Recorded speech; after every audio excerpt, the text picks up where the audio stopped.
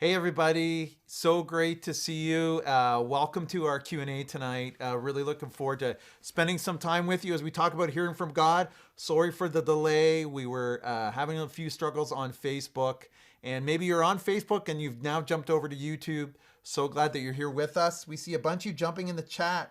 I see Caleb, Arno, Gabriel, Julian, Laura, Josh Church, good to see you. Renee, whole bunch of you jumping in. We're so glad that you're here with us tonight. And I'm looking forward to the time together. By the way, if you never met me before, my name is Jeff Brodie. I'm the lead pastor at Connexus Church. And here's why I'm really excited about this conversation.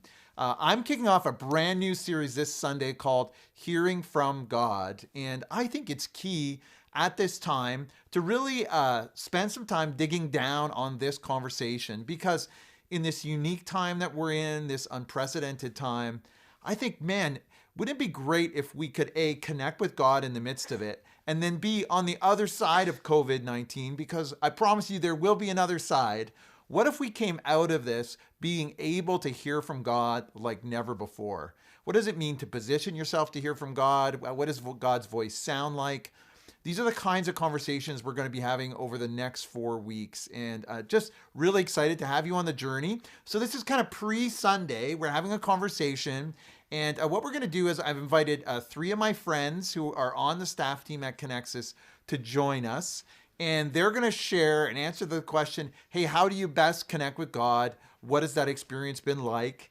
We're going to talk to each of them, and then we're going to open up for Q&A, a short Q&A. So over the course of the conversation, if you've got questions, drop them in the chat, and then I'll have a look. We'll pick some of those questions and get the panel to answer them. And so I'm going to start with my friend Jen Conrad, and Jen works on the staff team with me, and she's my assistant, works with me every day, and I know that every person connects with God in a unique way. So we're going to talk to her. Then we're going to talk to Joseph Swan, our really a campus pastor, also is helping us really with content these days. And then Sydney Lester, who works with our students and is helping us out with social media in this season. You're going to love connecting with these people. And so we're going to start with Jen. And Jen Conrad. And so, Jen, so happy to see you. So great to have the opportunity to connect with you. Jen, I would love for you to take a minute and share with us, how do you best connect with God? What are the things you've learned along the way? Yeah, glad to be here tonight, Jeff. One of the things when you shared this question with me earlier was this is something that has changed for me over the course of the years and probably will forever continue to change over the course of the years. And I think that's one of the things that's so cool about our God is that he is so big and yet so intimate at the same time that he can connect with us Right. all in different ways and in different seasons, in different places. And so that's one of the things that I just keep coming back to over and over again as you ask this question. For me personally, there's been a lot of change in the last, I guess, almost 6 months now. Yeah, for everybody, I Um, guess. Well, you got married and everything on top of all that, so you've had tons of yeah, change. yeah. So there's been, the last month has been the same change as everybody else. And then, in the last 6 months, I got married. And so figuring out new ways to connect with God has been one of the things that I've been in the process of doing. Throughout my entire life, regardless of stage or life stage, one of the ways that I most connect with him is in nature. And for me, what that looks like is it can be anything from an hour on the back porch, just soaking in the sun, to going on a hike, to hopping in the kayaks with my husband and going for a paddle on a lake that nobody else knows about. And those places, for me, are I would say one of the places where I can connect with him the clearest. And I think that comes because the distractions of the world around me just are so easy to kind of tune out. Whereas if I'm home, if any of you followed the Enneagram series, I'm a type 1. So if I'm home and trying to have that quiet time, there's a constant list running through my head of all the things that I can be doing. And so those things become really distracting of me trying to connect with God and trying to have that time if I'm not super intentional. Whereas when I can step out into nature, that list goes, not, it doesn't necessarily go away, but it's not as loud, because I'm forced to put a phone in my pocket, close the computer. There's no laundry to be folded or dishes to be done or anything like that. I can just focus on creation, on what he's created around me, on how big he is, in the way that, like, the sky seems ginormous, and yet the little ants that you can squish between your fingers are so small. And so that would be, for me, one of the ways that I can most, I would say, directly connect with him. Now, that said, there's been great seasons for me where like daily devotionals, so like reading my Bible or following a Bible plan, have been helpful. And I think those things make those times in nature even more rich for me, and even more clarifying or fulfilling for me. But for sure, that time in nature for me is one of the ways that I can kind of step outside of my day to day and step outside of my constant running list of things and really connect with him in just an uninterrupted way. Yeah, it's interesting how so much of connecting with God, as you're saying, is eliminating finding a place where you're eliminating all that distraction. And then I don't know if you've ever heard of sacred pathways. I think you have, but it kind of looks at different places, kind of physically, where people connect with God, different ways they connect with God, and how they match different personalities. Jen, the Enneagram series you're referring to, if people want to check that out, do you remember what that series is called? Yeah, we called it The Road Back to You, is the book. And that is, we gave that away back in January. And then Carrie actually did a series on it. So you can head to connexuschurch.com/on-demand, and all the series will be there. So that one is really helpful, just to understanding more of who you are and how you're wired affects how you connect with God. Yeah. That's great. Thanks, Jen. We're gonna come back to Jen, but we're going to connect with Joseph. And Joseph is a friend of mine, all the way from Australia. And so he comes with a cool accent, has a brand new dog at home. Joseph, I know that you've been new to our team over the last number of weeks and been such a great addition to our team. We love having you in leadership here. Would love to hear a little bit about how you connect with God. How have you connected with him over the years? What's that been like? Yeah, well, it's certainly a strange time to be arriving in a foreign country, but yeah, I think like what Jen was saying, that my experiences connecting with God over the years have changed. But I think in making the decision to come to Canada, I think we pulled out everything. Right. Yeah, that's a big move. That's a big move. We were looking for burning bushes. We were looking for everything. And in Australia in January, we had plenty of burning bushes. Right. Right. But yeah, I think for me, obviously, I always come back to Scripture, and to me, Scripture speaks to me a lot. And interpreting Scripture and just allowing God to speak to me through Scripture, I find that is where I always seem to come back to. And just allowing God to speak to me that way and directing me and leading me. I know I'm Maltese by nature, by heritage, so we tend to be a very emotional lot. And I find Scripture is a great anchor for me, because it keeps me grounded. And it gives me a solid foundation. Otherwise, if I'm just left to my emotions and just left to that, I could be making all sorts of crazy decisions and going all over the place. Now, for when it comes to reading Scripture, Joseph, do you have a routine? Like, at certain times of your life, you had a routine where you read it at certain times, or has it been just at any different time over the course of your life? What's that been like?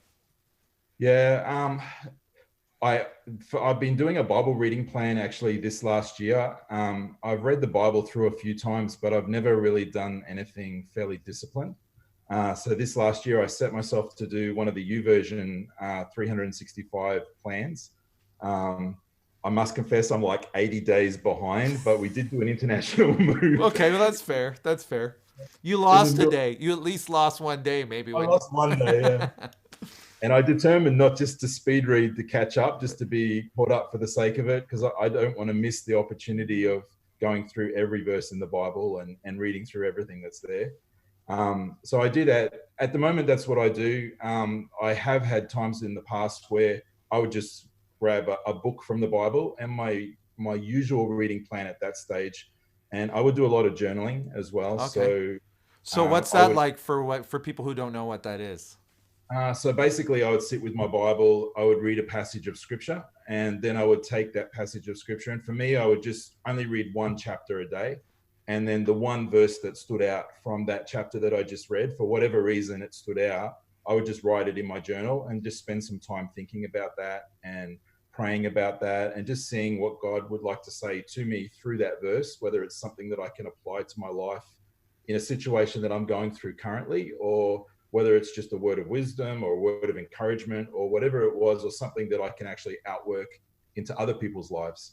And so I would just do that and just work through a book of the Bible, however long that took. Okay, that's great. Okay, we'll come back to you, Joseph. Going to introduce Sydney. Sydney works, as I said, with our students. She's helping us out with social media right now. You saw her on a fantastic starting point Insta story today. If you were on there earlier today, still room and starting point, I think, but it's filling up quick. Sydney, tell us, how have you best connected with God? What's that been like for you? Yeah, so similar to Jen, I would say nature has been a big one. I've had the privilege of traveling a lot in my life. And so places like the Grand Canyon, where you feel so insignificant, yet you realize that God has created such beauty in the Grand Canyon and beauty in all of us, has been really impactful. But I think most recently, I've really connected with God in worship music. I am definitely a words of affirmation person. And so when I listen to worship, I kind of listen to them as God's like love story to me. And they express the words that I just don't have because I'm not gifted in writing music. And so it just gives me language to be able to worship and also understand like God's love for me through those songs. And so that has been a really big one for me lately. Like I'll just be washing dishes and throw worship music on, or if I'm feeling overwhelmed, especially, you know, in this time with the pandemic, I'll just throw on like No Longer Slaves or something like that and listen to the words and really speak them over my life. And that has been really impactful in just connecting me back to the truth that, you know, God is with me, God is for me. And similar to Joseph in the same sense of journaling, that has been really helpful. I'm not as good at it now, but that has been really cool to just journal what's been going on in my life and prayer requests that I've had. And then going back, you know, 6 months in a journal and seeing how God has answered those prayers. It really shows you that he shows up in the little things, even when you maybe don't notice it. Like I'll look back at journals that I had from high school and I'm like, oh my gosh, like I was praying about that, but like God answered some of those prayers. Right. So it's a really good way to remind me that he actually does answer prayers when I journal them down. So two journalers. I've always struggled with journaling. It's never been like a thing for me. So now you guys are challenging me that I should journal. So we're gonna bring everybody back here in a moment if I can figure out the technology. Let's see. We're gonna bring everybody back. Which camera do you want me to use, Justin? Use your Zoom camera. All right. Hey everybody. And a couple of things to kind of that I'm going to share with you in a minute around different tools that I've used to connect with God. But want to remind you before I do, hey, put your questions in the chat, and I'm going to jump to those in a second. But one of those things has been, this book has been a really good one for me, Emotionally Healthy Spirituality, day-by-day journal. There's a relationship one that I'm doing now that's, I would argue, is not as good as this one. And it's actually supposed to be orange, but it sits in the sun by the chair that I read in, so it looks kind of light.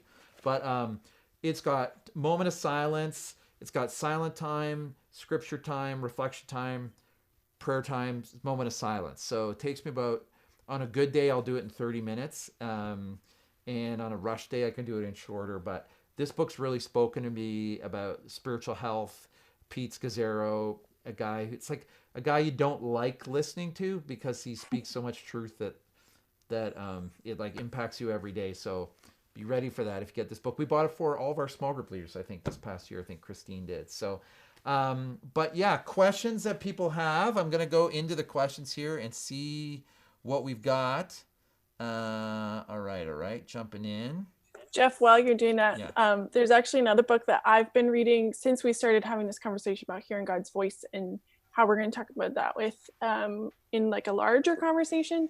One of the books I've been reading recently that's been pretty helpful is called Whisper. And I think he did another book called Draw the Circle, Mark Batterson did.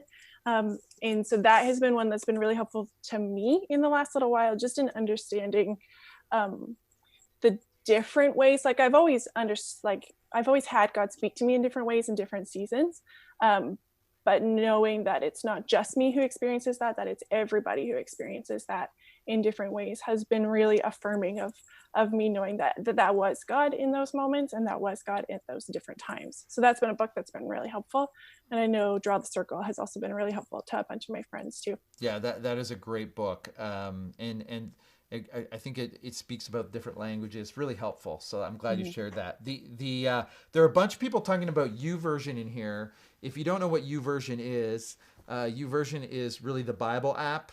It's put up by YouVersion, and it's got a ton of reading plans, including the one that Joseph was talking about. There's one by Nikki Gumbel, which a lot of people really like. If you see that one. And one of the things you can do is change translations. So that's a really helpful thing. Is sometimes you go, man, just a different translation kind of freshen it up. So I see some people in the chat asking about YouVersion. So I wanted to fill you in on that. And Christine has mentioned Circle Maker in here as well, the other Mark Batterson book. Other people are talking about, hey, other ways that they connect with. Oh, my friend Ron is there. Hey, Ron. Other ways they connect with God. And a lot of people connecting in nature. I wanted to share as well. Some people kind of ask, where do I start? That's kind of a pretty natural question. And there's something that we've done here at Connexus called Lectio Divina, which means divine reading, where you read scripture, you pray, you have silence. And we're going to put it in the chat, actually, a link to a blog post that we did on Lectio Divina, one that you can try. I think there's actually a few there that you could try, and it walks you through how to do that. So divine reading. And so for some people, that's a great way for them to connect. So you'll definitely see that there. So I wanted to make sure that we highlighted that, and I think we're going to drop. I think one of the things, just to add to that, Jeff, is don't be afraid to just start. So if you've never tried this before and talking to God feels like a really big thing, don't be afraid to just open that YouVersion app if you don't have a Bible at home. And a translation that might be super helpful if you've never read the Bible before is the NLT, or NIV is pretty easy too. It's just put in language that's super understandable for us today. And so I would just say, just start. For me, sometimes being a one, perfectionism is a real thing. And so if my setting doesn't feel beautiful, or I don't have the right notebook, or I don't have like my pretty journaling Bible, I can feel like it's not worth starting because it's not gonna look good, or it's not gonna be perfect. But God's not actually interested in perfect. He's interested in you. And so just start, just try it, and just go for it. Yeah, I think like, and as Joseph said, if you get behind, like if you're doing a reading plan and you get behind, don't give up. Like some people go, well, now I'm never going to catch up, so I'm just not going to do it. But you pick it up the next day, and you start again, and there's different theories on what 30 days or 60 days or whatever to kind of get a habit. Now, I would love to hear Joseph, when we think about a big decision. So you made a big decision to move here. How do you hear from God when you got a decision to make? What are kind of the steps you would take? Well, for a decision like that, like I said before, I pulled out all the stops. I was going to everything, through everything with all of that. I think a lot of the decision-making process for us, the thing that Kath and I both came back to all the time, even though there were some pretty big decisions that we had to make throughout all of that, was simply peace. That was what helped us in the decision-making process in terms of, are we making the right decision? is this the right call? We had a sense that God was involved with it, but the thing that really confirmed it for us each step of the way was the peace that we both felt through all of this. Like I told the people in Aurelia when we were having services, one little known fact about Kath and I is that we've moved house like 27 times since we've been married. And you're still married. And we're still married.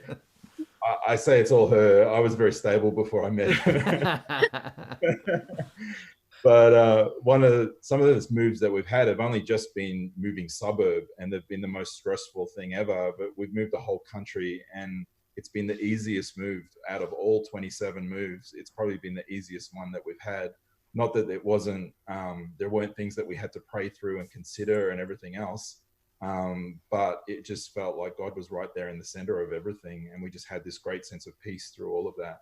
Yeah, that's great. That's great. Well, I mean, this has been great to be able to connect tonight. And thanks so much to all of you for doing this and for spending this time. And yeah, just really, really appreciate it. Really appreciate the time together. So thanks so much for being here. I want to take a minute and just let you know about a couple of things as we wrap up. First, you want to be at this series this weekend. We want to help you connect with God in a unique way over the coming weeks and in this unique time. So please join us on Sunday, 9, 10:30, noon, 1:30, and 7. I got them all right. And then, hey, if you're listening to this and you've got questions about faith, you're like, hey, I got a lot of questions about, is there a God? Does he exist? What's that all about? I want to encourage you to sign up for something we're hosting called Starting Point. And it's a short-term online group where no questions are off the table. Great place to have a conversation about God.